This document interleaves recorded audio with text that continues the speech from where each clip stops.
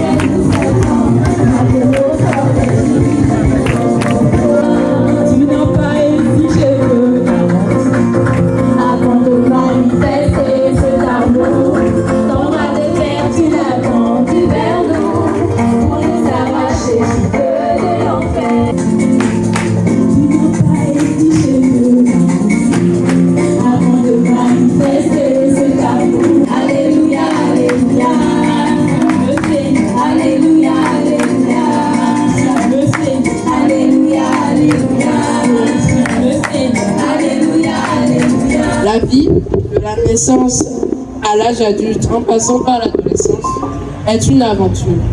Pour réussir cette aventure, nous avons besoin de deux choses essentielles. Du bon guide qui est Dieu à travers son Fils Jésus-Christ et des bons équipements qui sont l'éducation des parents, l'Église et les clubs bibliques comme FJ et TIT. La mise en application de ces valeurs garantira la réussite de ce parcours. Un adolescent, c'est quelqu'un qui n'est plus un enfant, mais pas encore un adulte. Il est entre les deux.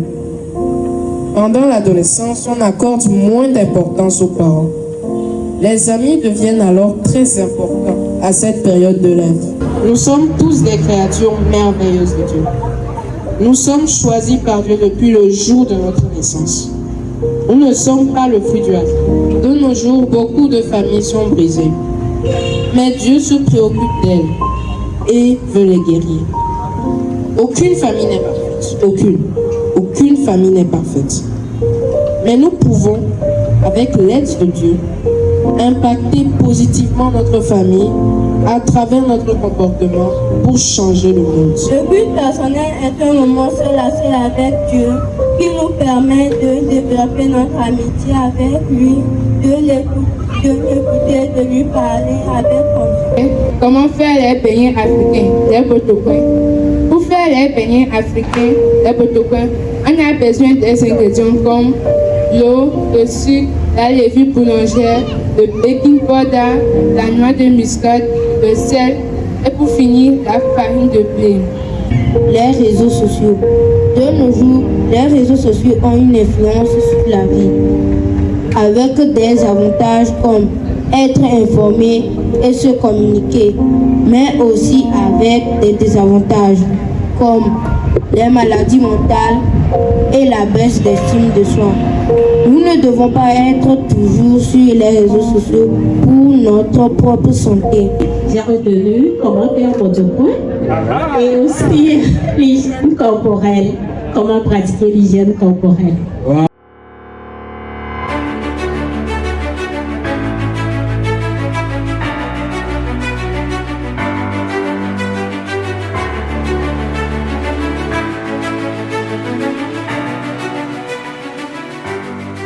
On a vu que David a écrit plusieurs psaumes, notamment le psaume 23. Ils ont eu à apprendre ce psaume, le psaume 23. Ils ont eu aussi à apprendre le psaume 139. Et à partir de ces psaumes, ils ont écrit leur propre psaume. Alors, sans plus tarder, nous invitons nos amis à faire leur entrée pour venir nous présenter leur psaume.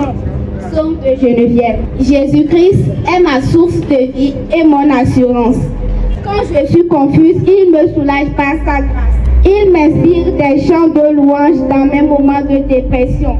Il me donne la joie au cœur, le sourire aux lèvres quand je me sens tombée. Il m'aida à surmonter les pires étapes de ma vie et toutes difficultés. Tu es le véritable chemin que j'ai toujours voulu. Quand je suis blessée par les opinions des autres, tu me fais rappeler qui je suis et pourquoi je suis venue au monde. Tu es l'architecte de ma vie et non mes ennemis. Tu me révèles la force que j'ai en moi et mes capacités. Je me sens le plus sécurisé à ta présence. Amen. Seigneur, mon cœur s'élève vers toi comme le jour qui se lève sur la montagne. Écoute le murmure de mon âme, car c'est en ton amour que je cherche mon abri.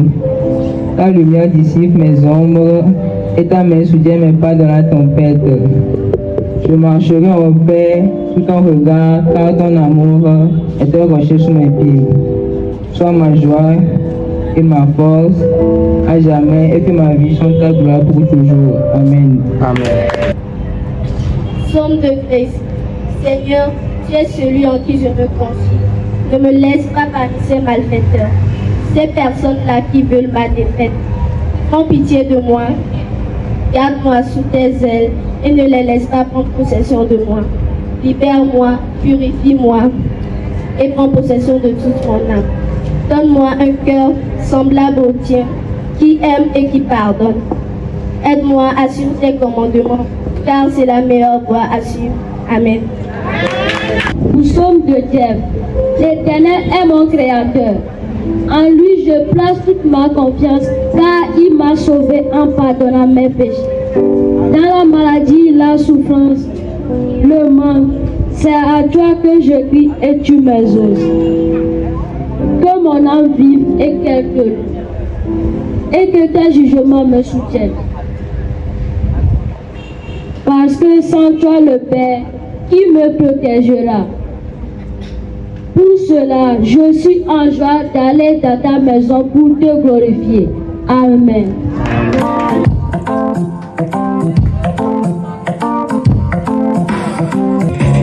Ma petite lumière, je la fais briller. Ma petite lumière, je la fais briller. Ma petite lumière, je la fais briller.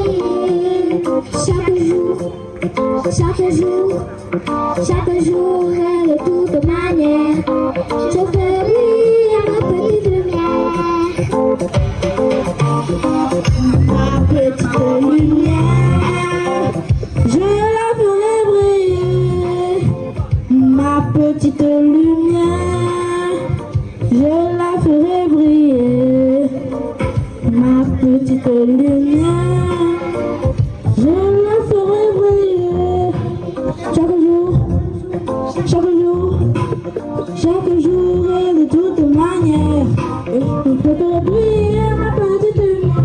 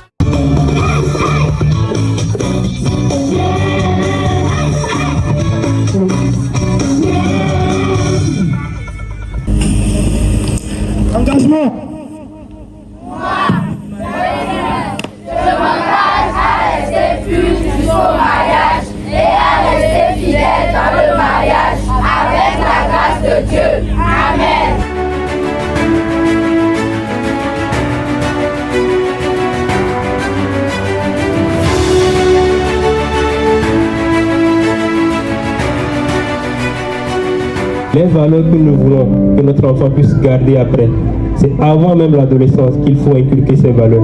C'est notre responsabilité, chers parents, de semer dans la vie de nos ados. Ce que je veux récolter dans 10, dans 20, dans 30 ans, c'est maintenant que je dois semer. On a dit, prêche la parole, insiste en toute occasion favorablement. Que l'adolescent ait envie d'entendre ou pas ce mot, continuons pas semer. Et assurément, cela va porter du fruit au bon moment. C'est vrai que c'est une phase de transition, c'est vrai que c'est une phase où il y aura des tensions, c'est une phase où l'adolescent cherche à prendre de l'envol, il cherche à prendre de l'altitude. Mes chers parents, c'est le moment où nous devons rester de bons pilotes, des pilotes calmes pour nos enfants. Lorsque l'avion amorce le décollage, le pilote ne panique pas. Il sait que c'est une phase qui est nécessaire. Pour chaque vol, il y a un plan. L'adolescent a besoin de direction. Un avion ne vole pas au hasard. Il suit un itinéraire bien précis. Et un adolescent sans repère, c'est comme un avion sans destination.